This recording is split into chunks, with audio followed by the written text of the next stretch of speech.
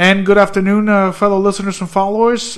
Tonight is Sunday, March 10th at 8:18 p.m. This is Federico Lines of States Rights Radio and Seth Hancock of Seth Hancock Reports.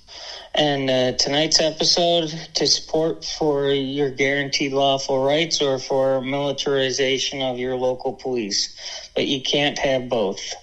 Tonight we're going to be talking about police and the continued militarization of the police, and this is kind of a subject we wanted to talk about because Federico recently witnessed locally where he's at in Florida the militarization of police with a photo of what I believe is an MRAP vehicle, but it's for the local police department. And I don't know if you want to just share, when you saw this, just what your thoughts were.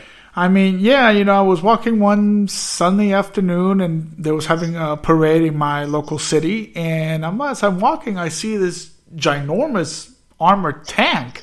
Then I'm like, is a National Guard in town or what's going on here? And it's part of the Coral Gables, Florida local police department that they are having armored vehicles, block streets and create this chaos and dismay. Well, not chaos and dismay, but just, show a big army presence is what I thought of it. And I took a picture, I sent it to you, Seth. And I said, this is, what's going on here? Where are they getting this funding? Who's doing the funding to get these type of armored vehicles? Because, the city of Coral Gables does collect a lot of revenue, but not that much revenue. And the state of Florida doesn't have that much revenue. So I guess someone in its congressional delegation, it's giving funds out to local police departments across Florida. Or South Florida, and which again, it's all over the country. Because I'm sure in your community, in your city, in near Chicago, or not Chicago, but I'm sure that they have this type of vehicle. So what is Congress doing to that effect, and why are they endangering our rights? So that's why I took the picture, and I asked you want to do something like that because this is a threat to our rights and liberties, and you can't have both. So that's the main topic of discussion. So, Seth, what do you see that type of armored vehicles in your area in Illinois? I have never seen that type of vehicle in the suburbs. I'm not sure they might exist, but I have not seen them. I'm sure they have them in the city of Chicago.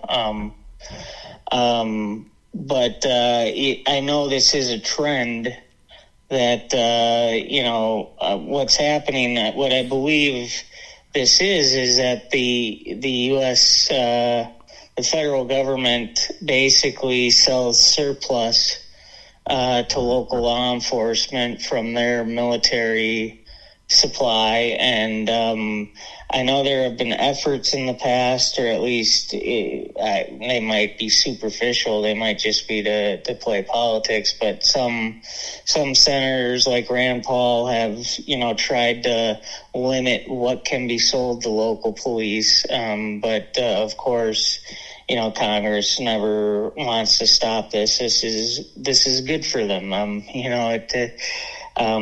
sure the local police get a reduced price. It doesn't cost what it would cost to buy it new, and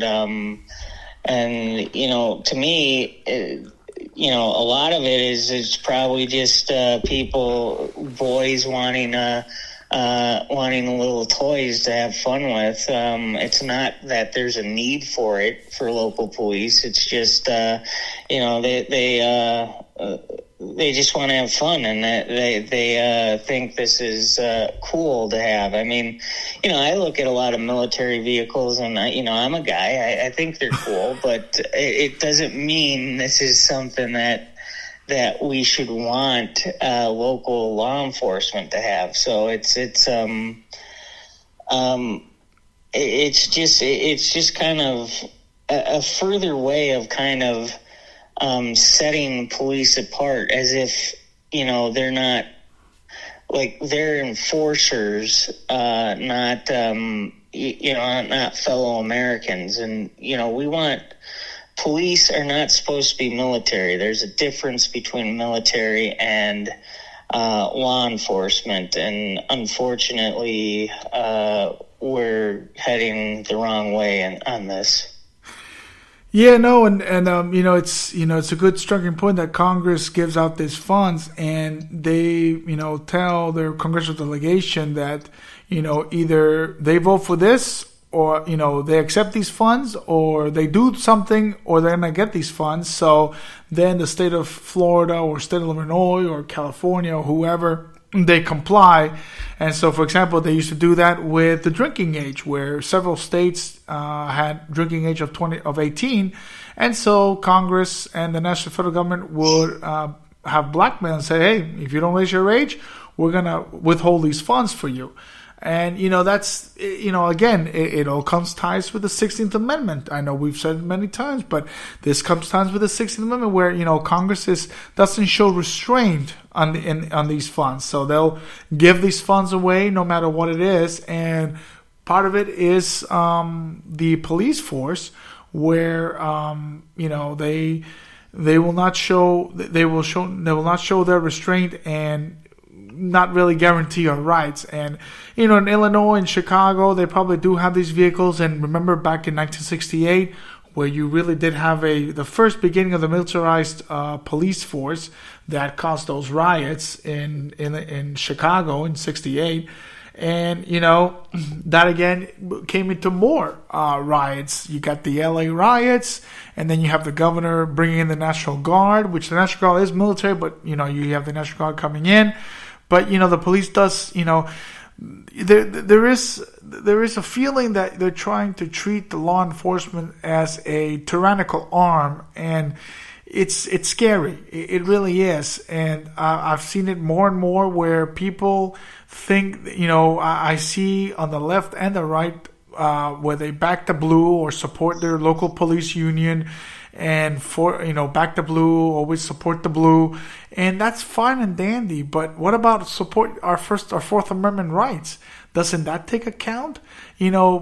Just because somebody has a badge doesn't mean that they really have that authority. They have some authority, I'll grant you that, but they don't have that type of authority that people are so blindly mistaken, and politicians are blindly wrong and really confusing to do this to us. So again, when I saw that vehicle, it was a threat to my constitutional rights, because I said, geez, what happens if I'm just throwing the walk and I have a backpack? Are they gonna search me because I have a backpack? Where is my rights? It's fine to have law enforcement, but just because I have a backpack doesn't mean that I'm gonna do anything dangerous. I'm just walking around. They've really taken that stop and frisk. That's one program that they use, and they really, really showed an evil side to law enforcement. Now, I support law enforcement, of course. It's a very stressful and frustrated job. Hey, my job is frustrated, but their job is frustrated. I get it. I get that. But it doesn't have to be that frustrated. It doesn't have to be that anxious. They make it anxious. They make it frustrated. It doesn't have to be. So they don't really need that. And we really have to tell Congress to back off on those funds, because we don't need that. And that really loses our sovereignty. And again, with the 17th Amendment, these congressional delegates, congressional delegation, senator and representatives, they just give away those funds, and there's no, the blanks away our sovereignty, and our state should be saying, no, we don't want these funds. We don't want them. We don't need them. Keep it. We can refuse it. So it's very dangerous when I see that, and it's very dangerous to our civil rights, our civil liberties, and especially our Fourth Amendment. Yeah, and doing a little research heading into our podcast, trying to look at when did the militarization of police really start. And one of the things I found was it really seems like it started in the 60s when there were, a bunch of riots in America. And in 1967, Lyndon Johnson appointed a commission and eventually led to really the first time the federal government started funding local police departments directly.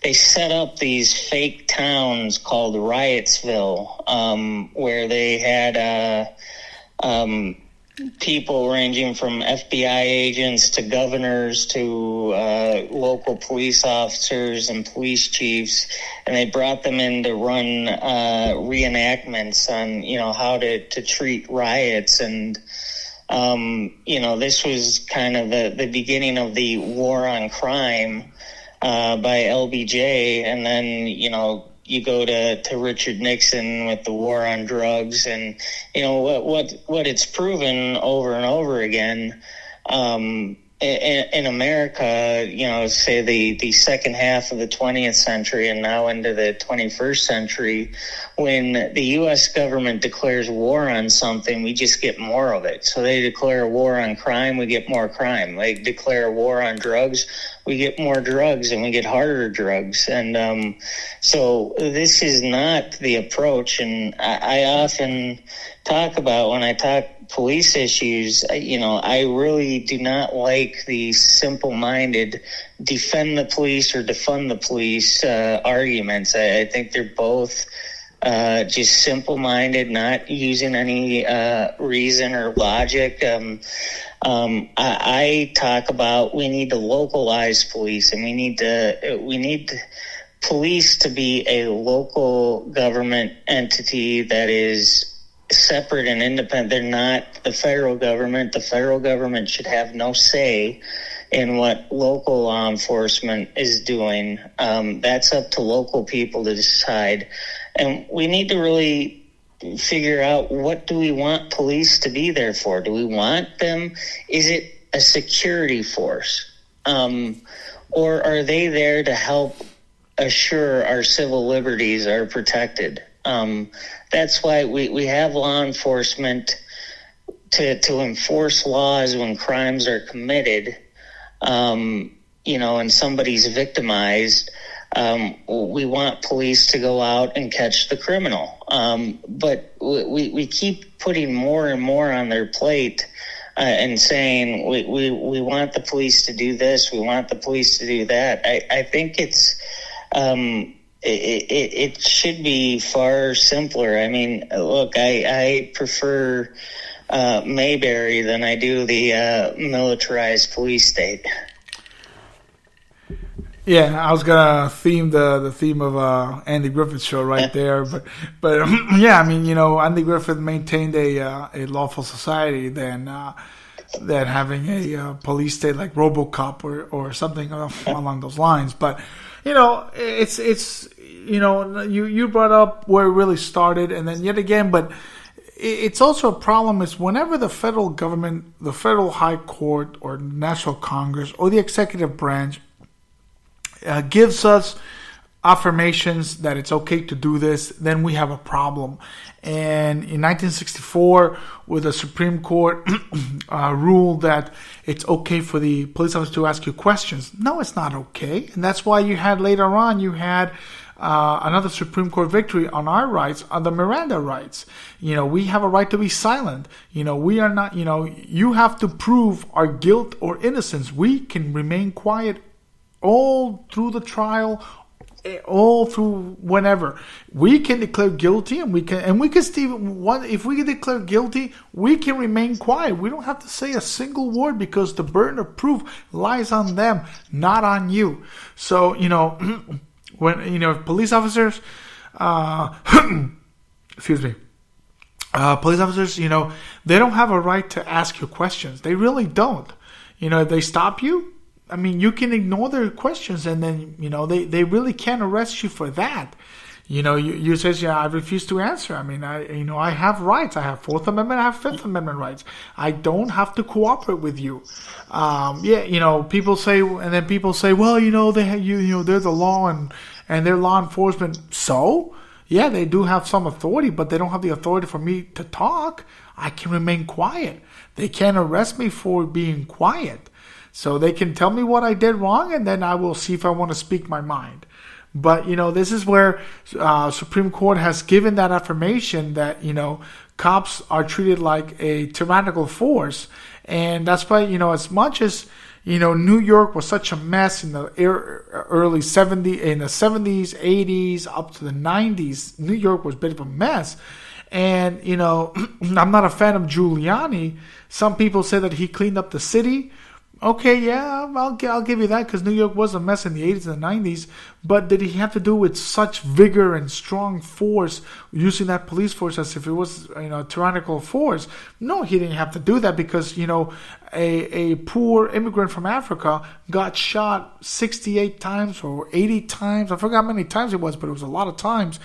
He got shot just because he was reaching out to his keys. You create that danger. You create that panic. Not the criminals. The law enforcement does. So, people have to, or Eric Garner, the guy who they claim he was selling cigarettes in the black market. Okay, well, are you the judge? You can't prove it until he goes up to the judge, and then you can present your evidence. But they killed him because they said he was resisting arrest. Or even with George Floyd that just recently happened. There was a whole mess of riots and all that. You cannot act like the judge or the executioner. You have to say, hey, listen, we see that you are passing by counterfeit bills. Here's a warrant. We need to take you in, and then you go up to the judge and you'll be tried. That's how they do it. But they've given such authority, and then you have federal legislators and state legislators buying this, protect the blue and support the blue and back the blue and all that crap, that you forget about our basic rights.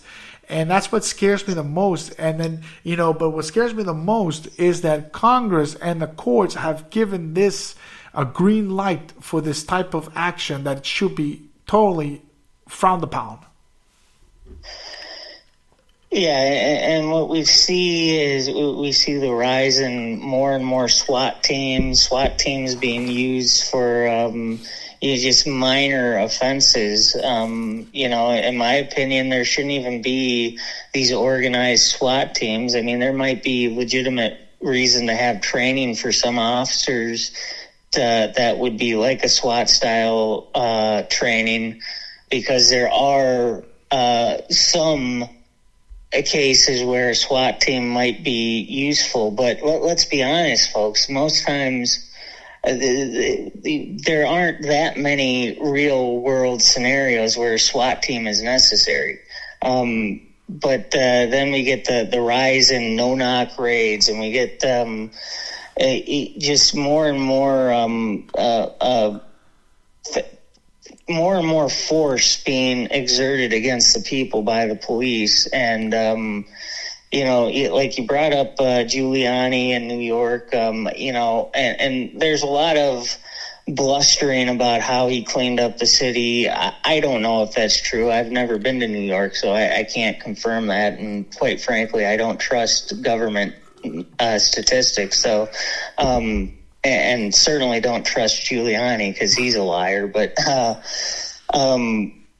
they had things like stop and frisk, and where you could literally just stop somebody and frisk them because they look suspicious to a cop. Well, look, I don't know. Maybe that did reduce crime. I don't know. But really, I don't care, because you're violating people's rights.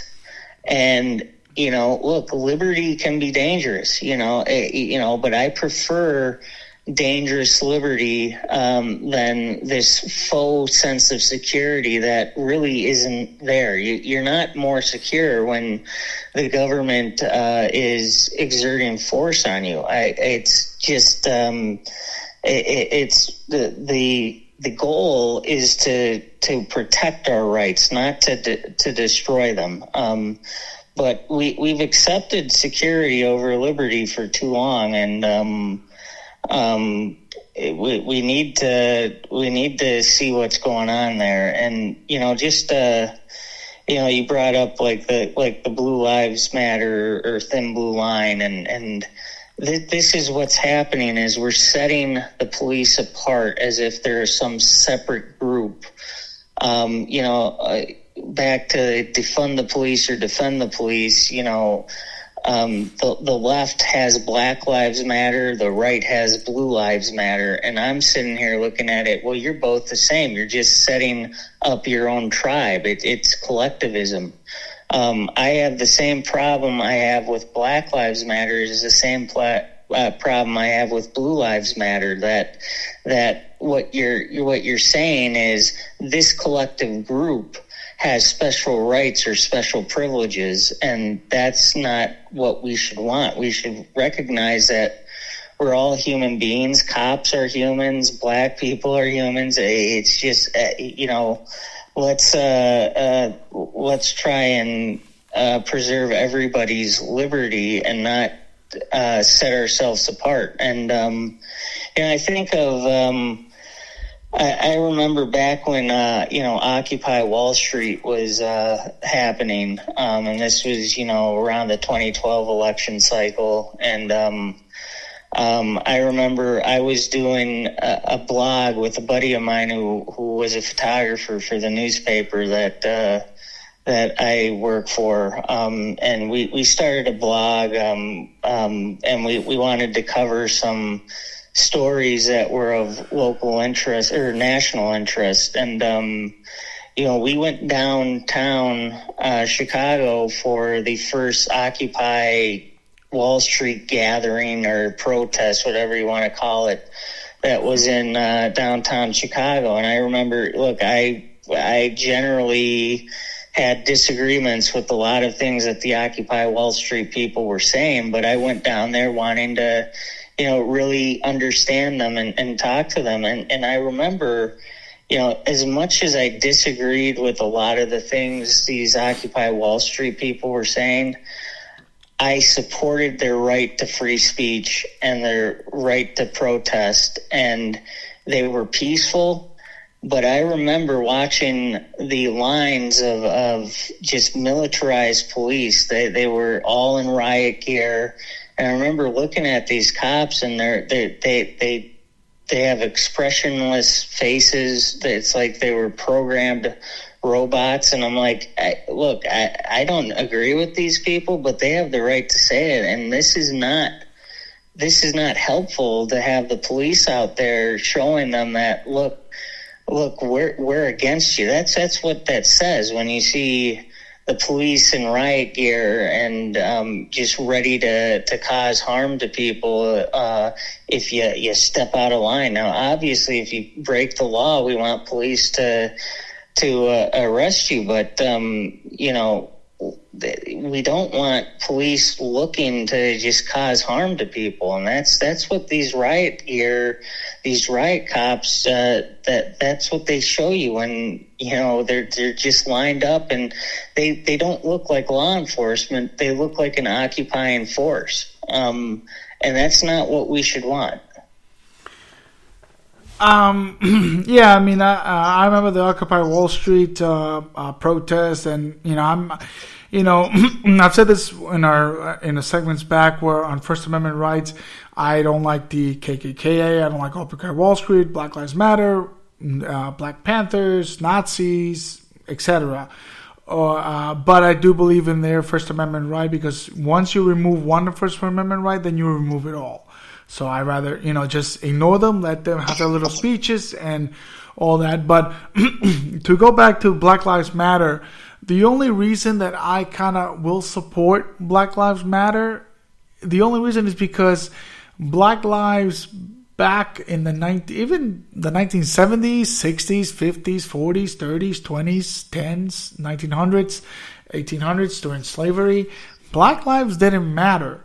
So, I see where they're trying to attribute it, that, they've been manipulated, they've been coerced, and, not only Black lives, I get that, Hispanics also, Asians as well, the Japanese Americans are a big factor into this. They were held in concentration camps, but keep that in mind that also German Americans and Italian Americans also were held in concentration camps. So it's not really, it wasn't blacks. It was, a lot of people have been really bullied by the federal government.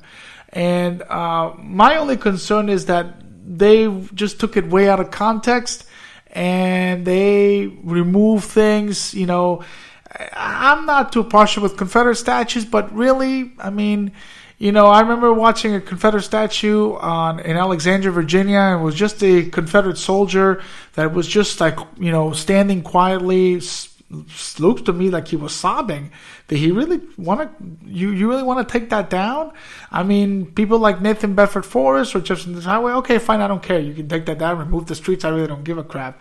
But again, you're losing the spirit of the name.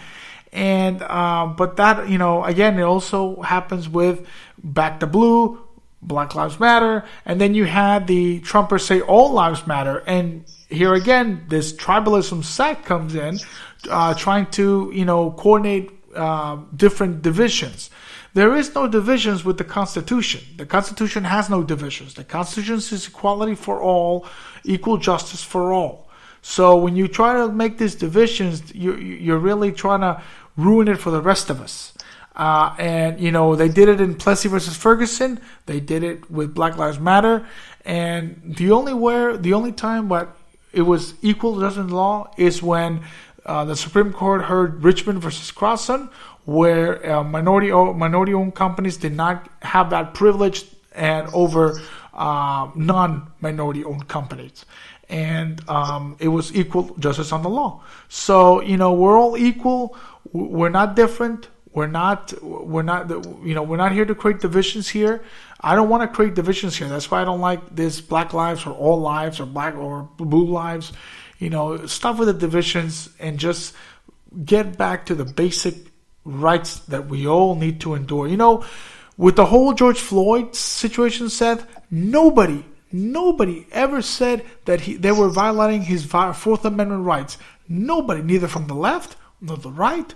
Nobody was saying that they were violating his Fourth Amendment rights. And that's just sad because they were violating his Fourth Amendment rights. And when you violate that person's Fourth Amendment rights, you're violating my rights because then you're going to set a precedent. And I don't want that. That's why I want to see that big truck out there.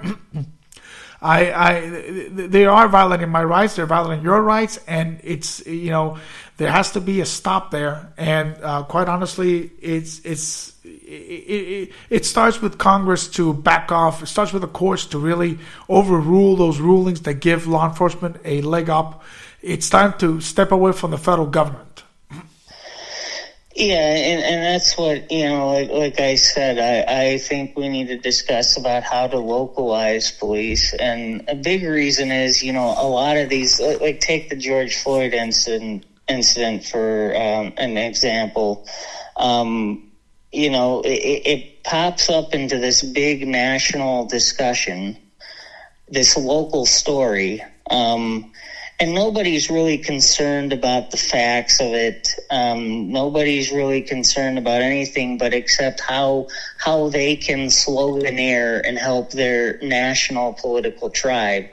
And, what happens is, people just, they latch on to emotional things and then have this, emotional debate that produces nothing but further erosions of our liberty.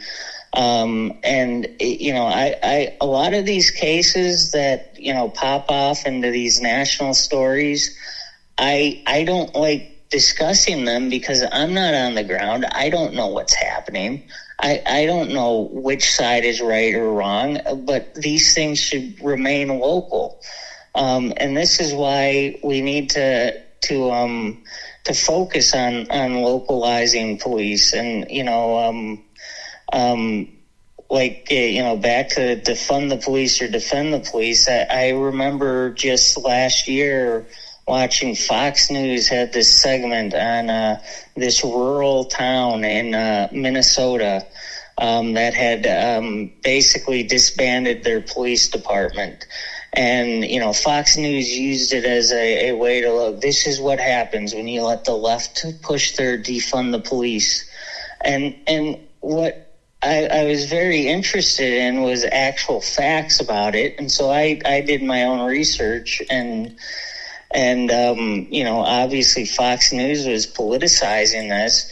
Well, this rural town of like 2,000 population, basically they had like 3 part-time officers who were demanding to have pay raises to be equal to, some of the big city police officers. Like, dude, you're part-time police in a small rural town where there is like next to no crime, and you want as much money as big city cops. I mean, this is ridiculous. And they were also demanding, like the vehicle that you witnessed in Florida, they were also demanding that the town buy an MRAP vehicle.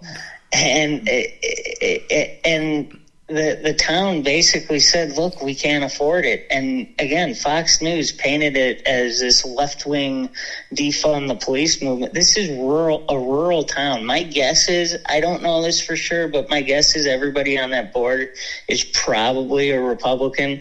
I don't know for sure, but and what happened was they decided to contract with the sheriff's department, who could take calls for service in their town. And the sheriff's department said, yeah, no problem, we can do this. And they saved the local people a bunch of money by disbanding a police department that, quite frankly, they didn't need. It's a population of 2,000. And they went, local news went out talking to residents, and they were saying, yeah, we're not really afraid. This is a quiet town. We don't really think there's a need for police. But again, Fox News decides to make it a political a story when this is a town that's actually saving their people some money by disbanding a police department that they probably don't need. And that's why we need localized police. There are some police departments that maybe they can use some more police officers. Others are bloated and they can use less police officers. But these decisions need to be made locally by the local people, and the local people need to be funding their own local law enforcement, not demanding the nation's taxpayers pay for them. Yeah, I think I remember that story of a little small rural town in Minnesota. And I've been through those little towns in Montana, Wyoming, Idaho, and quite honestly, their wave of crime is probably around maybe 20%, 10%. Yeah, you get your local robberies, not even a murder. So, I mean, for Fox News, even CNN, when they blow it out of proportion, and then CNN calls police fascists, and these big words against them, and then Fox News gets the other side and calls them liberals, and defund the police, and you have to think about, you're right, Seth. It's a population of 2,000 residents. I mean, they probably have a volunteer fire department because they probably don't even have that much fires. They probably have more fires than robberies. So it makes no sense that they would want an armored vehicle or whatever. So that's what happens when, but again, it comes to the other people's money. And because it's not their money, they don't care. I just heard in California that they're going to put a net around the Golden Gate Bridge, and it's going to cost $40 million to put that net to avoid suicides in San Francisco. I mean, $40 million. Where is California getting? I know California is a very rich state, but California is quite frankly, it's on the brink of bankruptcy.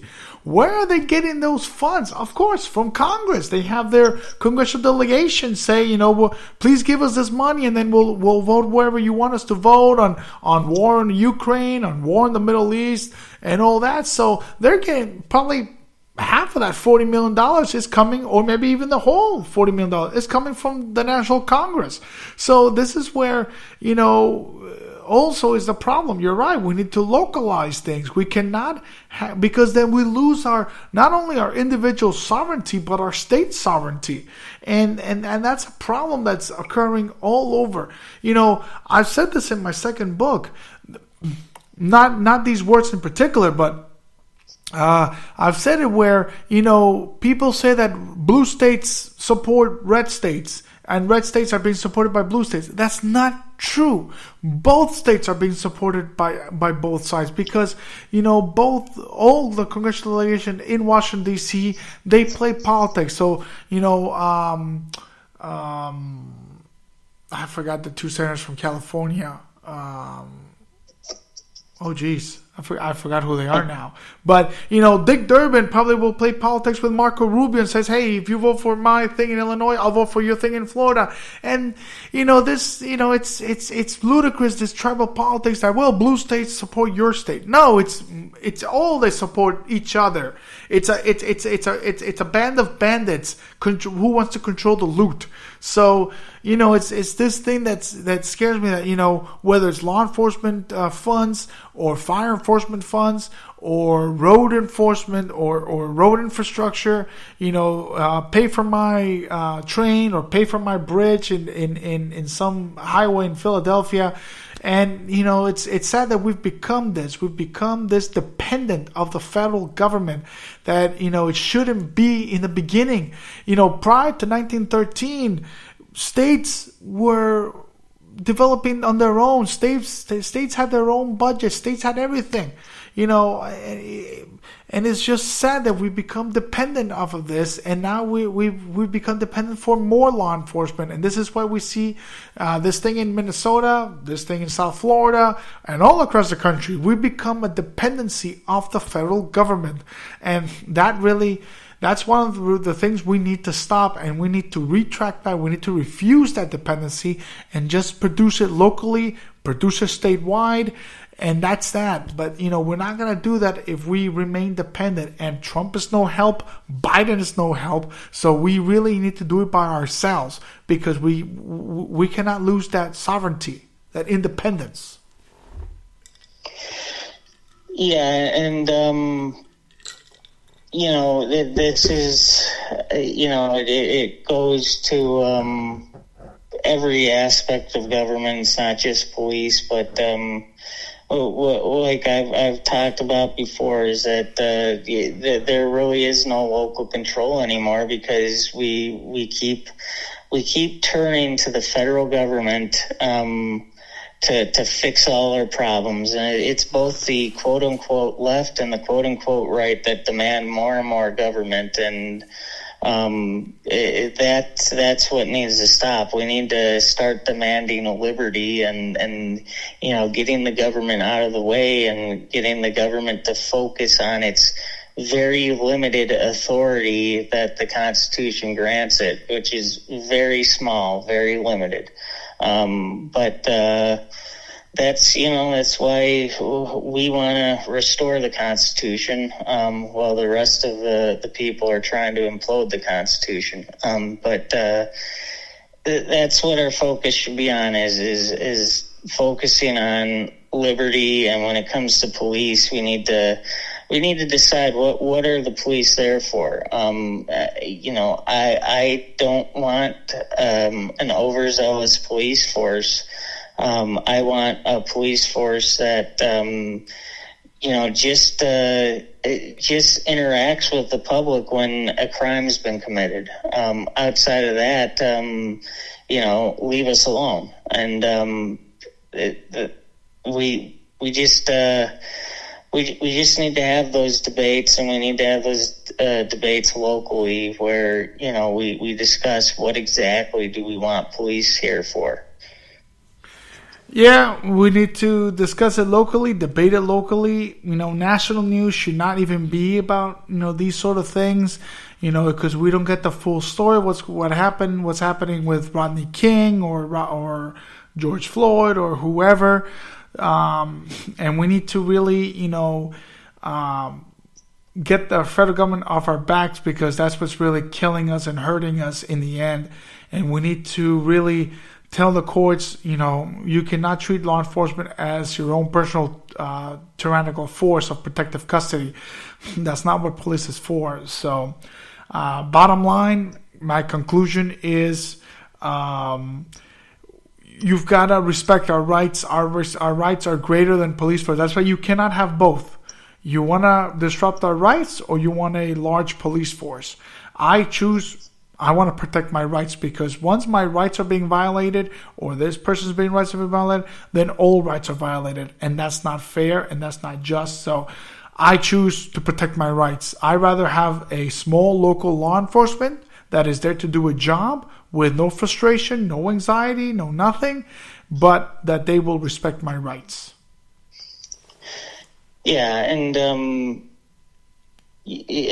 just understand that the more we ask for a militarized police force, the less effective they are.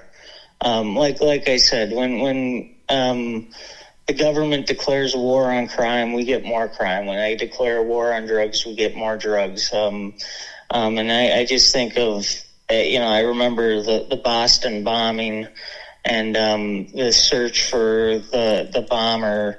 And it was just kind of an interesting illustration. They put the whole city down in lockdown and basically issued martial law. And they're just combing the streets. And guess what? It was actually a private citizen who found the bomber, not the police. So, this show of force is not what we want. The police are not military. They're not. They're supposed to uphold our rights, not violate them. And that's when we militarize the police, we're basically saying they're an armed occupying force that's against us. We want the police to be for us, not against us. And the more we militarize them, it's like we're setting them apart, and they're kind of foreign agents doing the bidding of others, and not there to protect our rights. And so we should want peaceful law enforcement that our neighbors, because they are our neighbors, and they're human beings just like the rest of us, but they become this thing that we don't want them to be when we militarize them. Yeah, you're absolutely right, and we should respect. They should respect our rights as much as I respect the blue and law enforcement. They have to respect my rights and our rights. And with that being said, well, we'll be back next Sunday with another great topic. And have yourself a great week ahead, and have yourself a great night. Good night.